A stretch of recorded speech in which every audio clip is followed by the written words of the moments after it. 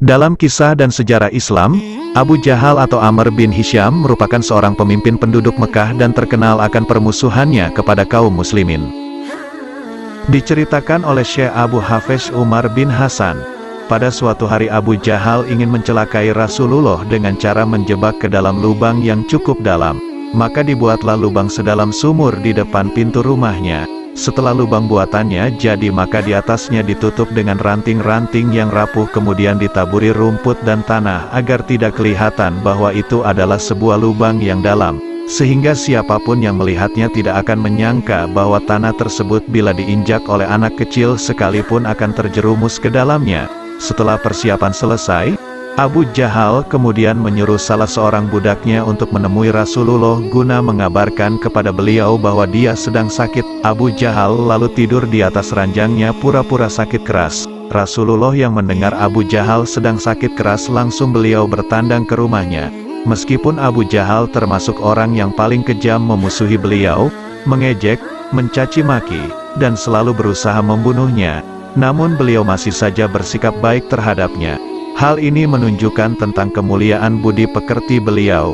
Dengan tenang dan wajah berwibawa, Rasulullah meneruskan langkahnya menuju rumah Abu Jahal tanpa ada perasaan curiga sedikitpun.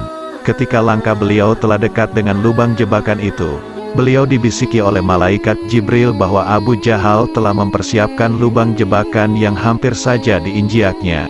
Jibril juga menyarankan agar beliau pulang saja dan mengurungkan niatnya untuk menjenguk Abu Jahal, karena Abu Jahal sebenarnya tidak sakit. Akhirnya beliau pun kembali pulang.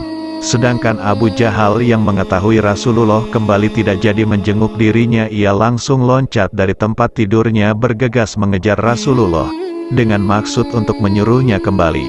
Ia tidak sadar bahwa di depan pintu rumahnya ada lubang jebakan yang digalinya sendiri.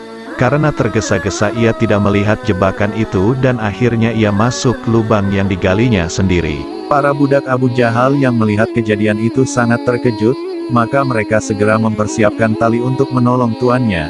Namun tali panjang yang diulurkan ke dalam lubang tidak mencukupi sebab Abu Jahal semakin terperosok ke dalam melebihi kedalaman lubang yang digalinya. Biarpun tali itu sudah disambung-sambung tetap saja tidak bisa digapai oleh tangan Abu Jahal. Akhirnya Abu Jahal sadar bahwa keselamatan jiwanya sedang terancam. Kemudian ia berteriak dengan sekuat tenaga dari dalam sumur, "Pergilah kepada Muhammad, suruh dia menolong aku, sebab tidak ada orang yang bisa menolongku kecuali dia." Maka datanglah utusan Abu Jahal kepada Rasulullah untuk menyampaikan pesannya. Utusan tersebut juga menceritakan bahwa Abu Jahal sekarang terperosok ke dalam lubang yang digalinya sendiri dan kini ia meminta pertolongan beliau untuk menyelamatkannya. Ketika Abu Jahal mengetahui Rasulullah telah tiba di rumahnya, maka dengan mengiba-iba ia memohon kepada beliau agar mau menyelamatkan dirinya, dengan berkata, "Wahai Muhammad, jika engkau berhasil mengeluarkan aku dari lubang ini, maka aku akan beriman kepada Allah dan Rasul-Nya." "Baik kalau begitu," jawab beliau. Untuk mengeluarkan Abu Jahal dari dalam lubang galiannya, beliau cukup mengulurkan sebelah tangannya saja. Akhirnya Abu Jahal bisa ditarik keluar dengan selamat. Padahal sebelum Rasulullah datang beberapa tali yang disambung-sambung tidak dapat digapai oleh Abu Jahal yang terperosok ke dalam lubang galiannya sendiri.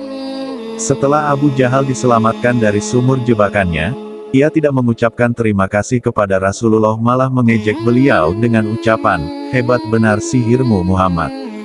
Sesudah itu Abu Jahal dan pengikutnya berlalu dari hadapan beliau. Dengan kejadian di atas, beliau lantas bersabda, "Barang siapa yang menggali lubang untuk saudaranya yang muslim, niscaya ia akan terperosok sendiri ke dalamnya. Jika beliau tidak dilindungi Allah dan diselamatkan oleh Allah, niscaya agama Islam tidak akan tegak di muka bumi ini."